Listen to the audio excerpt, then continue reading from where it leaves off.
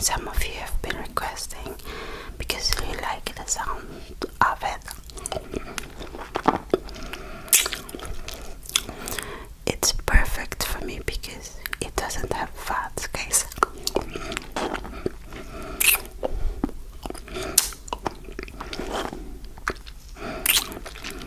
I don't know what flavor that is. What do you think, guys?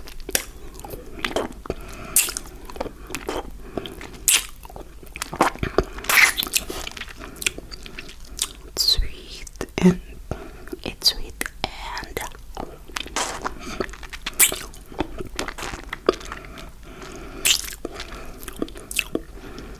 it's weird because it tastes like strawberry.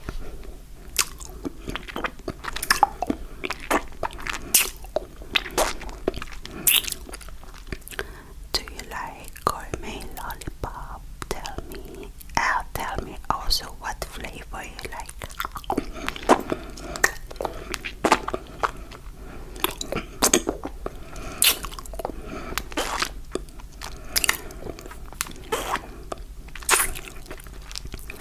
I change the gain of the microphone, guys. Tell me if it's good enough for you.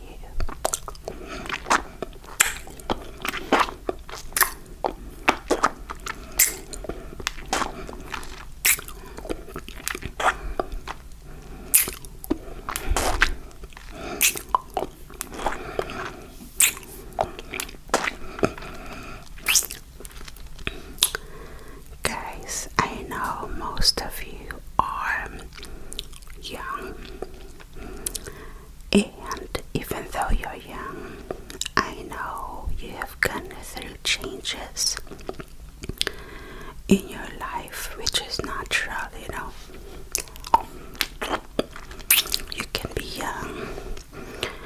It could be like changing schools, changing house, or maybe it's a physical change, you know, a body change. As you grow, you know, into puberty, into adulthood later, and then later into old age. And I was talking with Michael before, and I said people keep on, those books I've read, or when I would research. I love researching, guys, like just when I was pregnant or wanting to be pregnant, I was like reading 20 pages, 20 books. I will explain to you how my mind works these days, guys. Sorry if I say weird stuff sometimes, because I'm going through like menopause usually is called a change, but I'm going through perimenopause, and it really doesn't matter what kind of change you are going through. If you're not prepared, it would feel overwhelming. And the best thing is to prepare. For me, is to read books about it. Also talk with people who has undergone it. It's quite limited though when you talk to people, because sometimes their experience was so painful that, or hard, that they don't want to think back. So you can maybe watch videos, read books, research. It won't solve it, but you would at least understand what's going on in your body, in your mind.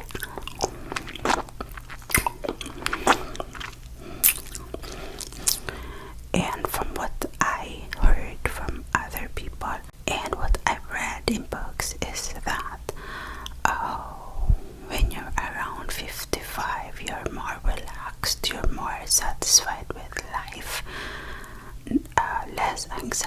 things like that. And there's only a few lines about perimenopause. Perimenopause is that period where you don't have your menstruation for 12 months. After you've had no period for 12 months, then you go through menopause.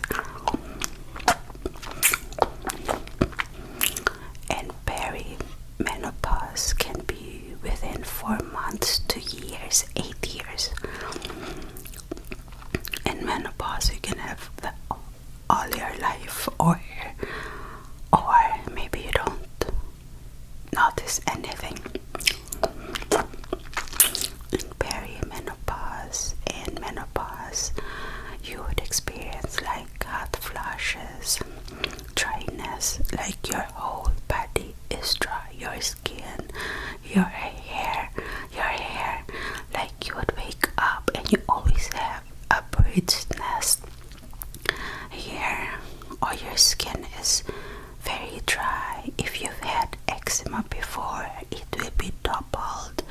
You have to have like thicker lotion.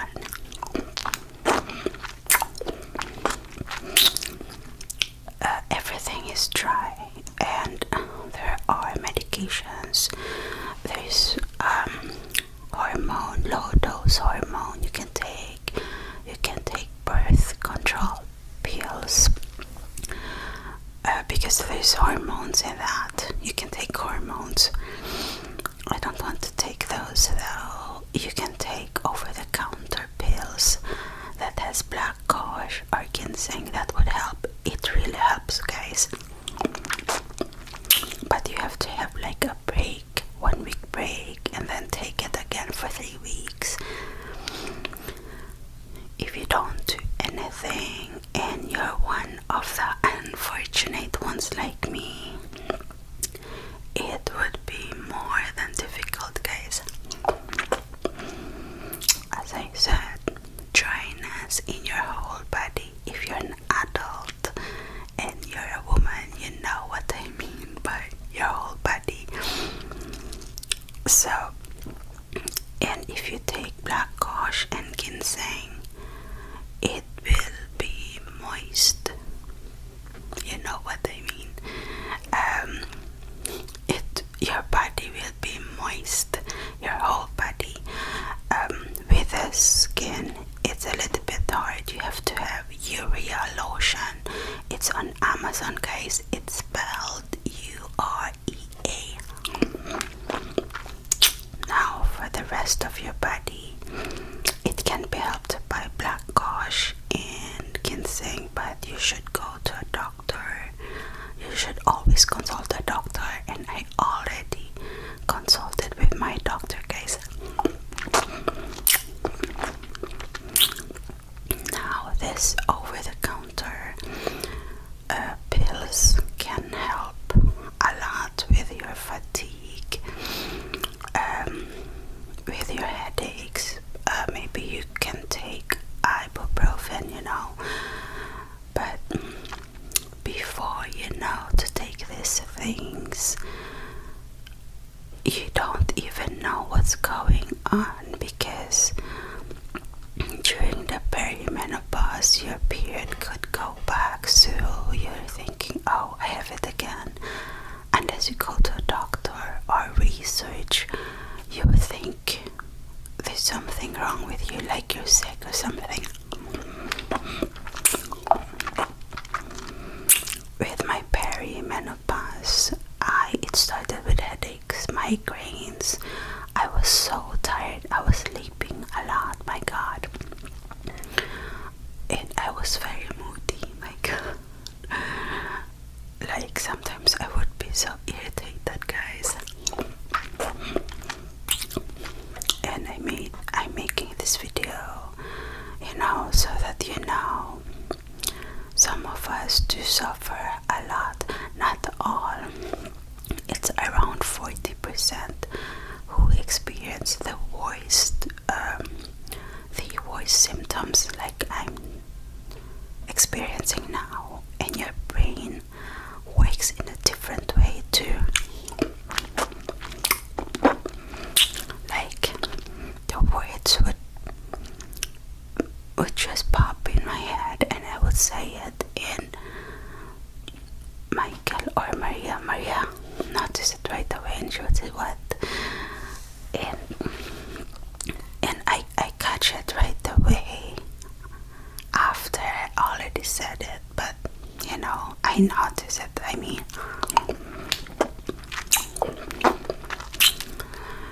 and that's a really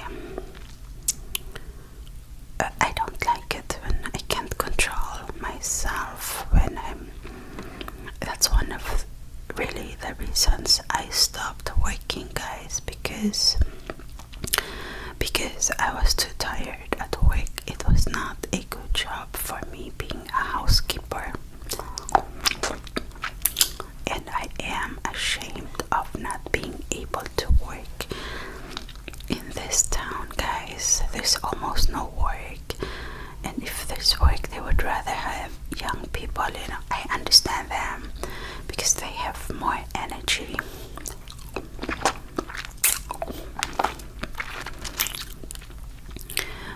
One symptom that I really don't like is this being more scared, more anxiety.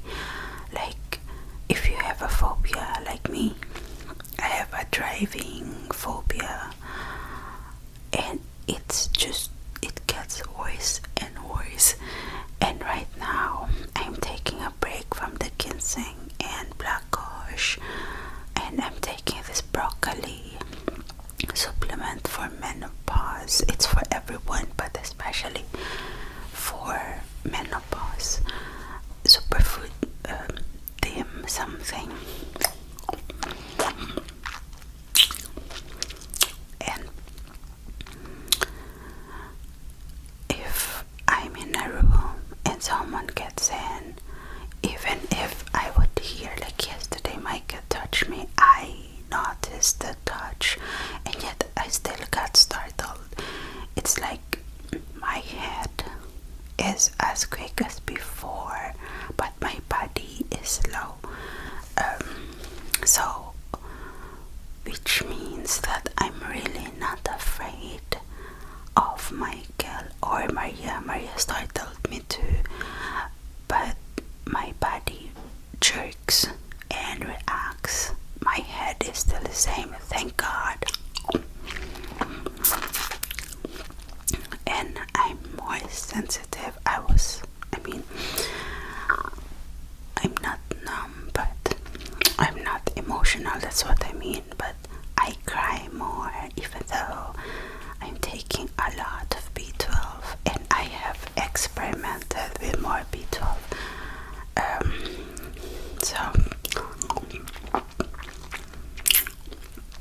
I'm taking by the way, it's so important with B12. I'm taking how many? 2,000 micrograms B12, and that's more than enough. So I can't consume more, or I won't be able to sleep, guys. I've read you have to exercise more, have a healthier diet with lots of fruits and veggies. I don't exercise, but I walk with Michael outside. We have a treadmill in the city house, but I don't walk fast on that, because when my body thinks I'm exercising, I eat more. Also, another symptom is gaining weight. I'm eating the same. I'm even eating less now, guys, but my body is not good anymore in burning calories. So I'm now like 159, 160,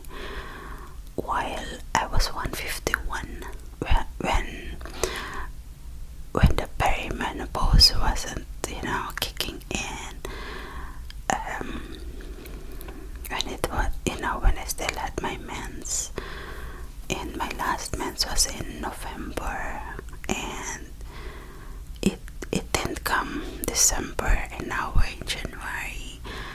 And it's not just a vanity thing, guys. It's also because when I weigh, like now, I weigh more than when I was pregnant, like 9 months pregnant with Maria, and I weighed 158, and now I weigh 160, 159, 160. So it's not a lot of gain compared to that, but I was pregnant, and my otherwise, yeah, it was like when I came here in 2017, my weight was 158. So, and then we started walking, we ate more fruits and veggies, so I went down to 151. But so, I mean, I don't want to be 120 again, like when I was 18 and right before 18 and right before I got a kid, that's not my goal anymore. I mean, I would love to, but so I just want to be 151 because that was my weight. Was that October? I started. When did I start working? I think it was October. I stopped working, guys. I don't remember October. I think October. So I was 151 October, and now I'm 160. That's 9 pounds. That's a lot. And luckily, guys, I'm still not like hungry when it's midnight. Thank God. And I can still stop myself. It's really the same. I don't have, I've noticed in 1 week, maybe I needed more calories that week. I suddenly got hungry when it was midnight, but luckily it was just for, I think, 1 or 2 weeks. And then and then I started losing weight because I was exercising more. But then things would happen, and then so I'm always moving. It's almost like I have a work. I clean the house. I move, and it's just my body not burning properly, not burning calories, and it's those things that's different in this change. And I'm like dreading what will happen in the menopause. I do hope I would get that coming part. And if you believe in God, guys, I know it would sound weird, but last year I was praying for something. I won't tell you the details, but I asked God to remove something in me. No, I didn't mean, because sometimes when you pray to God, you can pick and choose, and He would listen to your prayer. He would say yes or no. But sometimes it would take time. Sometimes it's not what we think. It's not what we wanted, but there's always consequences, guys. And it's the same when you pray. And I prayed last year for something for Him to remove. But in order for Him to remove that part of me that was quite obsessive compulsive, like an OCD thing, I had this obsessive thoughts about something that I think is immoral. The thoughts, I never acted on them. I'm not Dexter, okay, so it's not about violent stuff, but it's still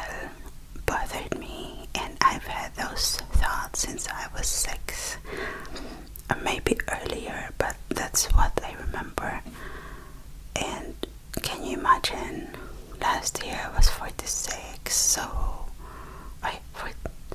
46 and then 47. So that's around 40 years of torture of these thoughts. And I'm not talking about the shadows. I would gladly talk to you about shadows. So I have a little bit of schizo, little bit, because it's not always there. It's mostly when I'm stressed and tired. It's not that. It's some other kind of voices and thoughts that I couldn't control. And if I tell you what it is, and because I never acted on them, on those thoughts, you would say, oh, that's cool. It's not cool. Not for that person going through it. So anyways, I prayed for him to remove that part of me. But as I said, you can't pick and choose when it comes. Not even when it comes to prayers. And it's also, if you're scientific, there's a chain reaction, you know. You can't remove that part of myself without having perimenopause or menopause. It's because of hormones. If you're an adult, you will understand what I mean, just because I said hormones. Oh, so he did answer me, and I am thankful that he answered. I'm so glad he removed that part of me. My God, finally, peace. And it wasn't every day on my head, you know, but many days of the month, especially like before having my period, I would have that. And I'm OCD. I'm very clean. I'm not saying I'm, you know, perfectly morally good, but because I'm OCD, it would look like that. So it bothered me. I'm grateful that God listened to me, but I don't like the fatigue, the headache, you know, the bad parts of the perimenopause. But that's life. Life is not fair. And anything that's bad to you, as long as you are alive, it should make you stronger, because there's always hope while you are alive. I do believe in life after this. But any difficulty, if you don't let it overcome you, overwhelm you too much, it will strengthen your character. It would strengthen you, your mind, maybe your body too. So I am grateful. It's just that for the other part, it's hard, but I'm experimenting with this broccoli thing, guys. It seems to be helping, but it's almost 1 week that I've tried. If it doesn't really work, then I will just use the broccoli pills for 1 week and then go back to black horse and ginseng, you know, so that I won't be using too much of that. And that's the instruction anyways. Okay, guys, maybe it's weird for you to listen to me because most of you are young people. I just want to give you the facts from a real person, because there's not, I mean, I've read books about perimenopause and menopause before. Before I had like books, medicine books, and